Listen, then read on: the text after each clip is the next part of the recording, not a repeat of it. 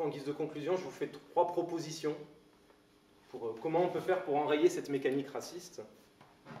La première proposition, c'est de regarder nos merdes, de les regarder vraiment, d'essayer de regarder vraiment c'est quoi les merdes de notre société.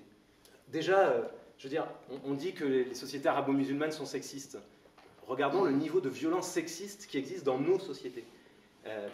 Vous le savez peut-être, il y a tous les 2 ou 3 jours, selon les années, une femme qui meurt tuée par son mari. Une femme tous les 3 jours qui meurt tuée par son mari. Ça ne compte pas les femmes qui sont tuées par quelqu'un d'autre que leur mari, ça ne compte pas les femmes qui sont battues par leur mari sans qu'elles en meurent, ou les femmes battues par quelqu'un d'autre. Enfin, c'est un niveau de violence pas symbolique, hein. C'est pas juste des pubs sexistes, ce qui déjà est très grave, c'est pas juste du harcèlement de rue, ce qui déjà est très grave. Le nombre de viols, il y a des statistiques qui disent que 90% des viols ne sont pas dénoncés, ne sont pas nommés comme tels. De regarder ce niveau de violence sexiste dans notre société, de le regarder vraiment et du coup de se battre contre, de se battre d'abord et de condamner d'abord nos propres merdes, celles sur lesquelles on est responsable, on peut agir dessus. Mais de regarder aussi les merdes qu'on ne voit pas, celles qu'on n'arrive pas à voir. Je vous donne un exemple. J'ai un ami sénégalais qui est venu en France.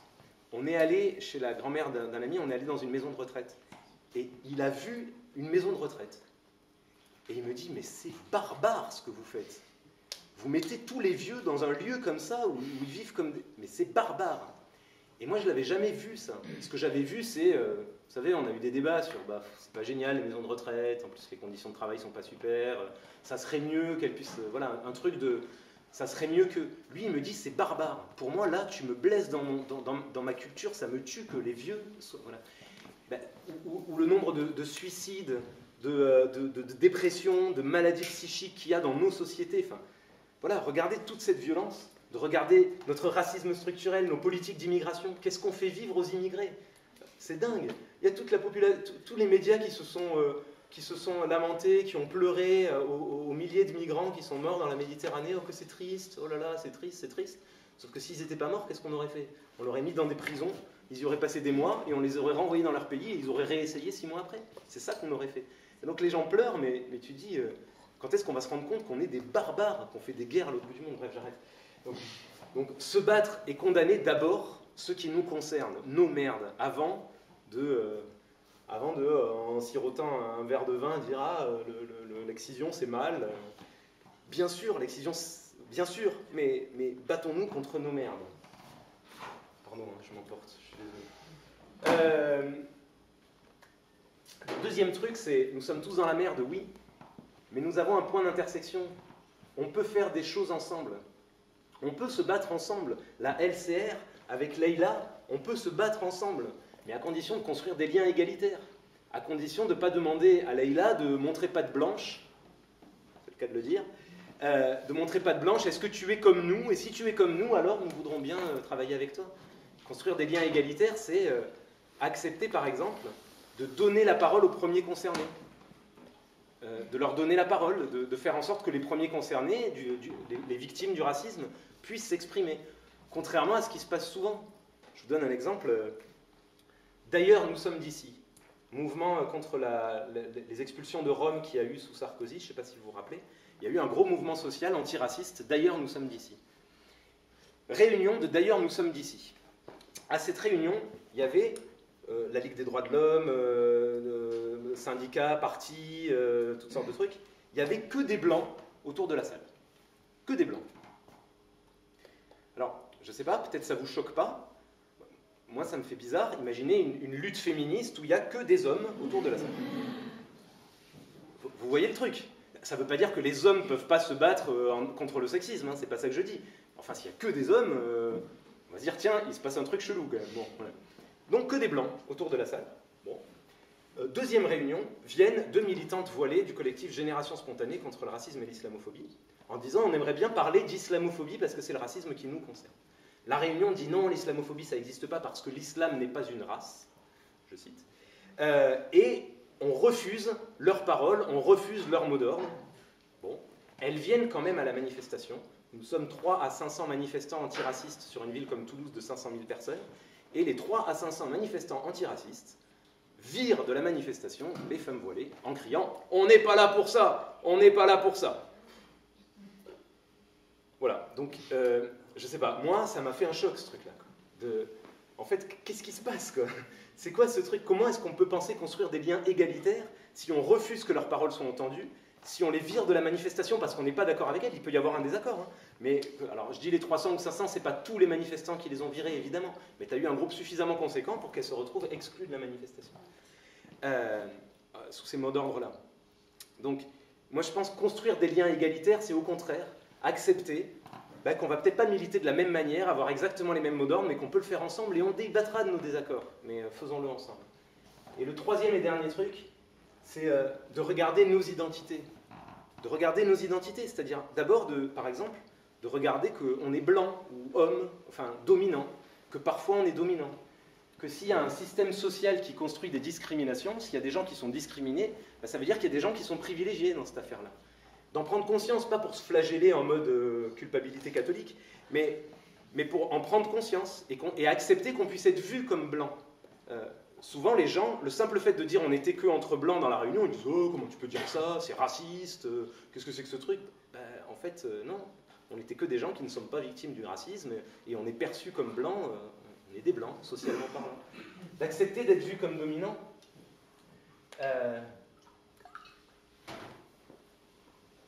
D'accepter qu'il puisse y avoir une antipathie légitime, mais qu'on ait des privilèges. Je vous disais au début de la conférence, je suis un mec blanc, hétéro, plutôt de classe moyenne, j'ai fait des études supérieures, je suis prof. Qu'est-ce que je fous là à vous parler des rapports de domination? Franchement, qu'est-ce que je fous là? Alors moi je le fais parce que je me sens le devoir de déconstruire ce truc-là. J'ai l'impression que c'est un devoir, mais un jour je me suis rendu compte que si j'étais une femme, on me traiterait d'hystérique. Si j'étais un noir, on me traiterait de communautariste. Si j'étais une femme voilée, il n'y aurait personne dans la salle. Personne serait venu. Et, je ne sais pas, de prendre conscience de ça, quoi. Et puis de regarder nos identités, c'est aussi regarder nos identités en général. C'est quoi qui nous a construits? Je vous disais au début de la conférence, je suis juif. C'est comme Claire, c'est vrai que moi je ne me suis jamais vraiment senti juif. La seule fois où je me suis vraiment senti juif, enfin la première fois en tout cas, c'était je distribuais des tracts pour la cause palestinienne, pour soutenir les Palestiniens. Il y a un mec qui arrive vers moi comme ça, il me dit « Tu soutiens les Palestiniens? T'es antisémite !» Je suis pas antisémite, je suis juif. Bon, c'est nul, c'est nul. Mais c'est la première fois que je l'ai dit. Et en fait, depuis, je me suis dit, mais en fait, qu'est-ce que ça a construit en moi, le fait d'être juif? Est-ce que, en fait, il ne faudrait pas que je regarde ça? Et j'ai compris deux choses. La première, c'est que mon grand-père était juif algérien. Moi, mon grand-père était algérien, ma grand-mère était marocaine. Donc je suis petit-fils d'immigrés du Maghreb. Je devrais être arabe. Moi, tous mes potes qui ont deux grands-parents marocains ou algériens, ils sont arabes. Ils sont perçus comme arabes, discriminés comme arabes. Moi, non. Moi, je suis blanc. Pourquoi? Et c'est peut-être une histoire de couleur de peau, c'est peut-être c'est que je m'appelle Pablo, alors on se dit cet exotisme, c'est l'Espagne. Et les Espagnols, ils sont plus non-blancs. À une époque, ils étaient discriminés. Maintenant, c'est plus le cas. En tout cas, pas de la même manière.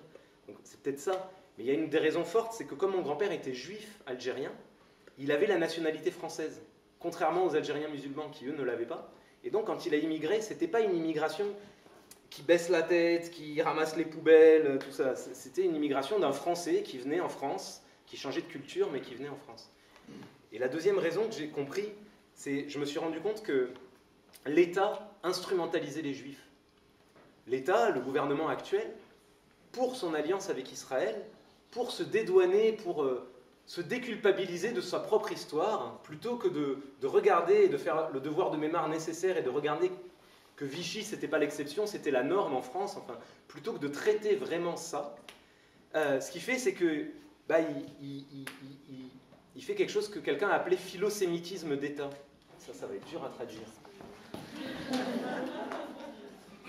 Philosémitisme. C'est-à-dire que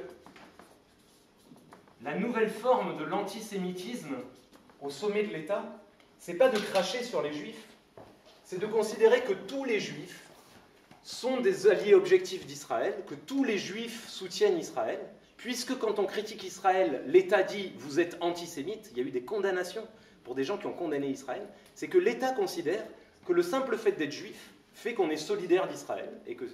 Donc, il fait ça, et ça lui permet d'être allié d'Israël et de soutenir sa politique avec Israël. Et puis le deuxième truc qu'il fait, c'est que, puisqu'il a eu un deux poids, deux mesures, puisque je pense que tout le monde sent bien qu'il y a un malaise sur la question des Juifs, qu'il est difficile que si on caricaturait les Juifs comme on caricature les musulmans, ça ferait un tollé bien plus grand. Enfin, on voit bien qu'il y a ce deux poids, deux mesures. Les gens qui ne sont pas juifs ou qui sont musulmans ou quoi, voient bien qu'il y a ce deux poids, deux mesures. Et donc ça construit un antisémitisme en réponse de ce philosémitisme-là. Un antisémitisme de dire les juifs sont protégés, Dieu donné a raison, saura la raison, parce que ces gens-là, ils ont raison de... Mais c'est l'État qui construit ça, en construisant ce philosémitisme. Et donc, moi je me suis rendu compte que, en fait, je suis juif, au sens de ma famille est en Israël, je pourrais être israélien si je le souhaitais, il faut que je me positionne en condamnation d'Israël, et il faut que je me positionne contre le philosémitisme d'État, c'est-à-dire contre le fait que que l'État nous utilise, nous les Juifs, pour dire que les quartiers sont antisémites et pour cracher là-dessus. Et du coup, j'ai rejoint l'Union juive française pour la paix pour faire ça. Je vous remercie.